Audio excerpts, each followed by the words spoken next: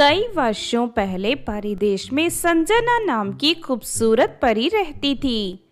लेकिन संजना और उसके परिवार वाले बहुत गरीब थे।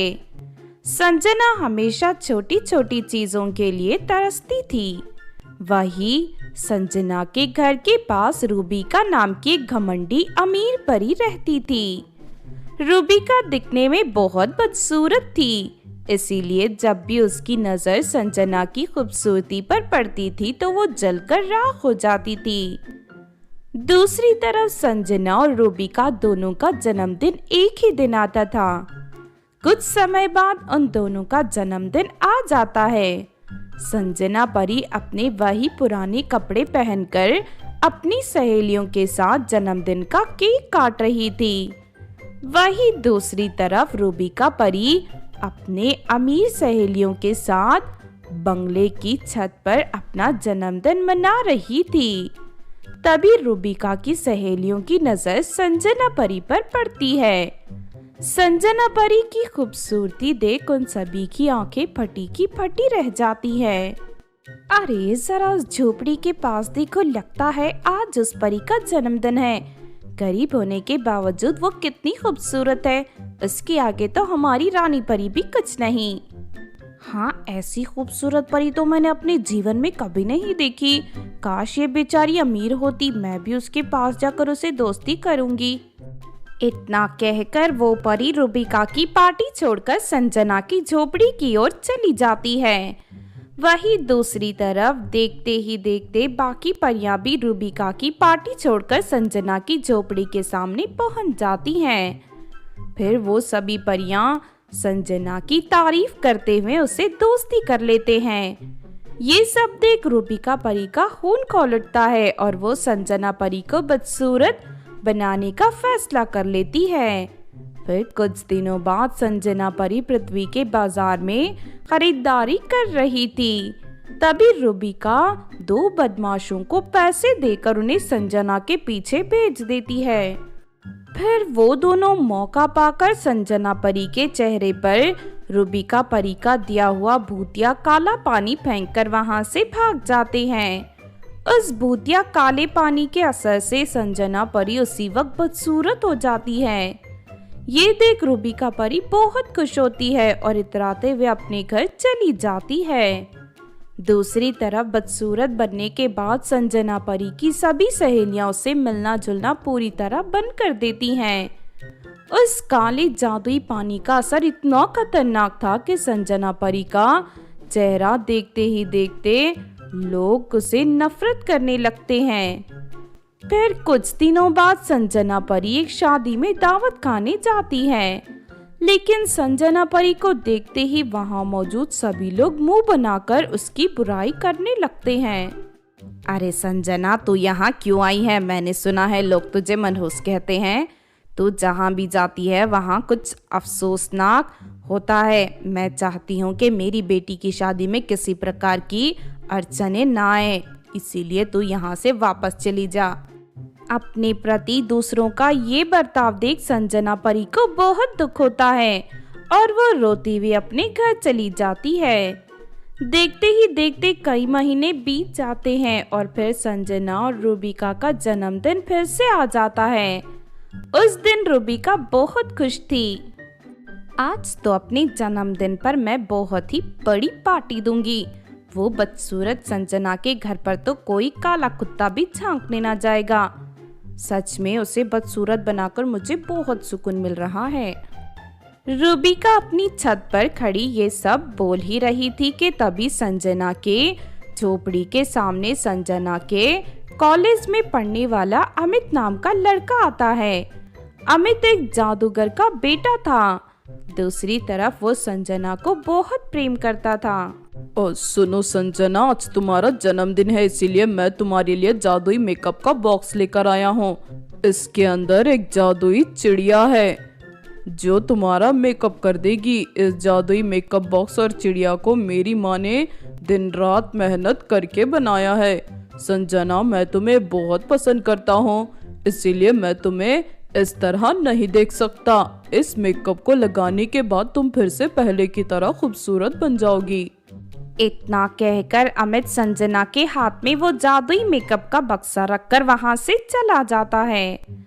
दूसरी तरफ अपनी छत पर खड़ी रूबिका परी अमित की सारी बातें सुन लेती है। अरे ये क्या, इस लड़के ने तो संजना को जादुई मेकअप का बक्सा दिया है। अगर इसे लगाकर वो पहले की तरह खूबसूरत बन गई तो लोग फिर से संजना को पसंद करने लग जाएंगे। नहीं नहीं, मैं ये बात बिल्कुल बर्दाश्त नहीं कर पाऊंगी। मैं अभी संजना के मेकअप के बॉक्स के जैसा मेरा भी मेकअप का बॉक्स बना लूंगी। उसके बाद रूबिका जादुई छड़ी घुमाकर अपने मेकअप बॉक्स को हूबहू संजना के मेकअप बॉक्स की तरह बना देती है। फिर उसे उठाकर चुपके से वो संजना के घर में दाखिल हो जाती है। उस समय संजना रसोई घर में खाना पका रही थी। ये देख रूबिका अमित का दिया हुआ मेकअप बॉक्स उठाकर उसकी जगह अपना मेकअप बॉक्स रखकर वहां से भाग जाती है। लेकिन घर जाकर जैसे ही रूबिका उस मेकअप बॉक्स को खोलती है, उसके अंदर मौजूद जादुई चिड़िया उसके चेहरे पर चोंच मारना शुरू कर देती है। फिर अगले ही पल रूबिका के चेहरे में आग लग जाती है, जिस वजह से उसके चेहरे के साथ साथ उसके बाल भी जल जाते हैं और उसका रूप चुड़ैल की तरह भयानक हो जाता है। उसके बाद चिड़िया उड़ती हुई वापस संजना के घर पहुंच जाती है। फिर शाम को चिड़िया संजना का जादुई मेकअप करके उसे पहले से भी ज्यादा खूबसूरत बना देती है। दूसरी तरफ अपना बदसूरत चेहरा आईने में देख रूबिका दुखी होकर रोने लगती है, लेकिन वो अब चाहकर भी कुछ नहीं कर सकती थी।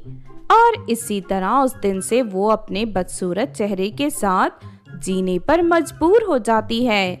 फिर कुछ दिनों बाद संजना अमित से शादी कर लेती है और ससुराल जाकर खुशी से रहने लगती है। सलोनी एक लालची लड़की थी। वो अमीरों की तरह जिंदगी जीना चाहती थी, लेकिन उसका पति एक मामूली नौकरी करता था, जिस वजह से सोनाली की ख्वाहिशें पूरी नहीं हो पाती थी।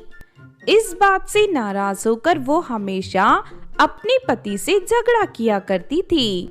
फिर एक दिन सोनाली के पड़ोस में रहने वाली निर्मला नाम की औरत एक नया हीरे का हार खरीद कर ले आती है।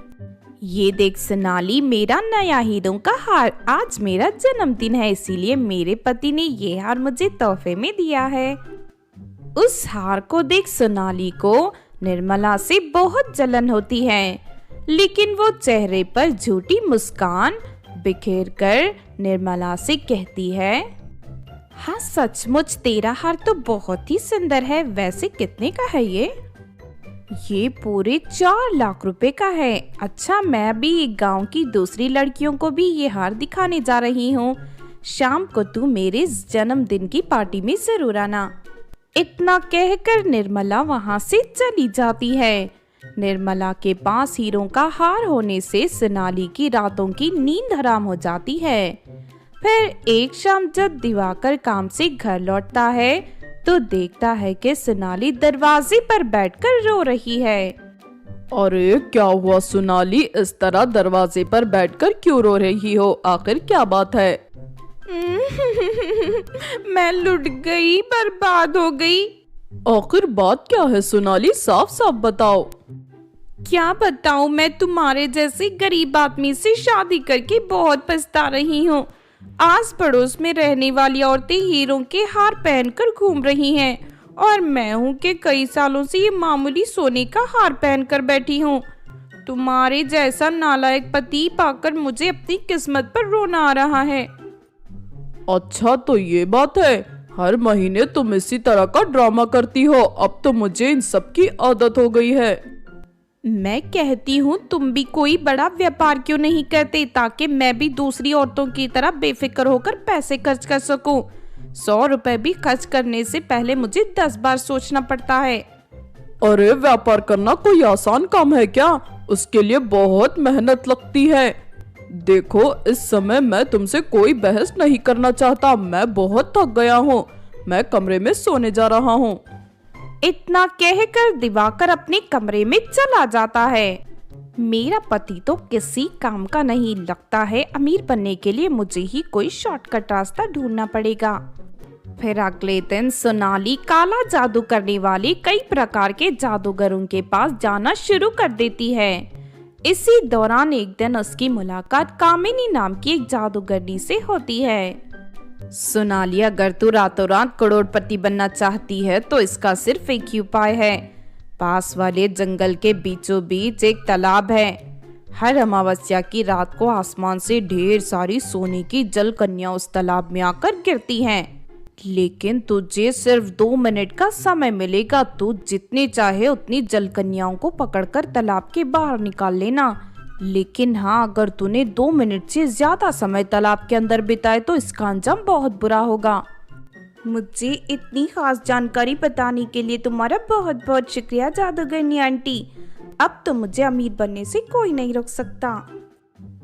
लेकिन मैं तुझे फिर से समझा रही हूँ, ये काम बहुत ही खतरनाक है। कई लोग इसमें अपनी जान गंवा बैठे हैं, इसीलिए कोई भी उस तालाब की ओर जाने की हिम्मत नहीं करता। मेरी फिक्र मत करो, मैं बहुत चालाक हूँ, मुझे कुछ नहीं होगा।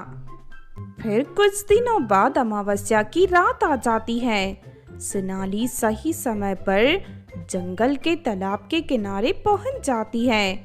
तभी आसमान से ढेर सारी जल कन्या तालाब के पानी में गिरने लगती हैं। अरे वाह, ये जल कन्याओं की बारिश का नजारा तो बहुत ही खूबसूरत है। उसके बाद सोनाली फौरन तालाब के अंदर उतरकर 2 जल कन्याओं की दुम पकड़कर उन्हें तालाब के बाहर खींचने लगती है। लेकिन अपने सामने ढेर सारी सोने की जल कन्याओं को देखकर उसके मन में लालच आ जाता है। फिर वो एक साथ बहुत सारी जल कन्याओं को पकड़कर उन्हें बाहर निकालने की कोशिश करने लगती है। लेकिन थोड़ी ही देर में 2 मिनट पूरे हो जाते हैं और सभी जल कन्या चुड़ैल के रूप में बदल जाती हैं। ये देख सोनाली के हाथ पैर कांपने लगते हैं। सोनाली अपनी जान बचाकर वहां से भागने की कोशिश करती है। लेकिन तभी चुड़ैल बनी सभी जल कन्या अपने दांतों से सोनाली को काटना शुरू कर देती हैं। नहीं नहीं नहीं, मुझे कोई सोना नहीं चाहिए, मुझे छोड़ दो, अरे कोई मुझे बचाओ।